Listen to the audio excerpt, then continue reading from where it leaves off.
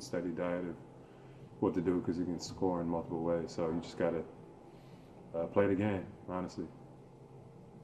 And then for you guys in that third quarter, as they were kind of getting hot from the three-point line, what did you see defensively and how you guys might have been able to curb that?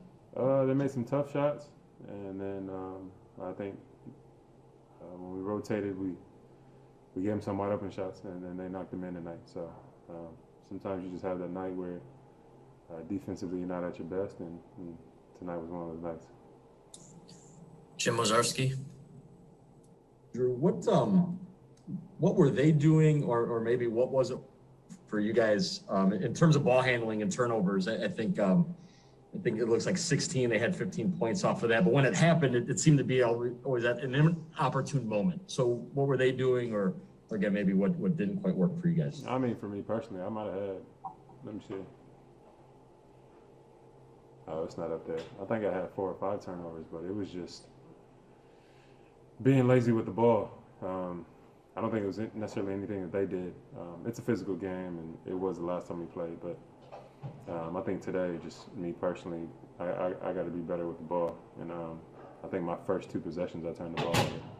And that's not a good way to start the game, especially against a team that we just beat a couple nights before. So just things that we have to clean up, execute better, and concentrate a little bit more.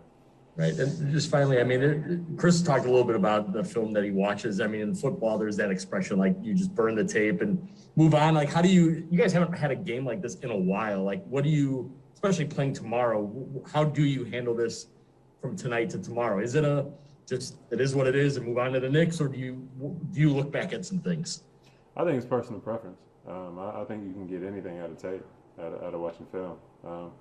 But sometimes I think mentally it's good just to throw it away and kind of start over from scratch. But again, the great thing about the NBA is there's a quick turnover, and we got a game tomorrow. We got another team that we have to prepare for, who has an all-star and former all-stars and new additions. So we got to go back, get our rest, take care of our bodies, and mentally get ready. Zora Stevenson. Do you feel like the energy from Boston from the start was different tonight? And if you do, how difficult is it, or how is it when the opposing team kind of throws the first punch, so to speak? How difficult is it to respond to that? I think we expected it, you know. I think especially us being up 20 and then them coming back and losing by 2, we expected it. But one of the ways that we can't react to it is, again, like myself, the first 2 possessions I had 2 turnovers. We know they're going to come out aggressive. We can't just give them easy situations like that to give them transition points and easy points. So times like that we have to do a better job, but again, I think today was just one of those days where it was a little difficult. Now transitioning to kind of an off-topic question. Recently, Paul George was asked like who he felt like was the hardest defender to go up against, and he named you. Do you think that's just from like your competition in the NBA, or do you all have history growing up? I know you're both from the LA area.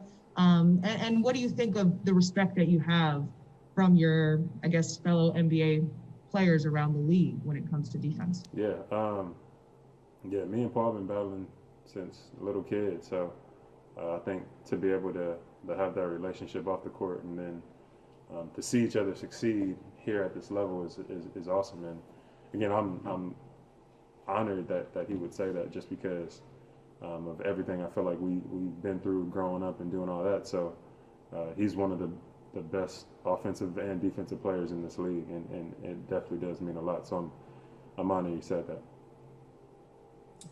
Thanks, Jrue.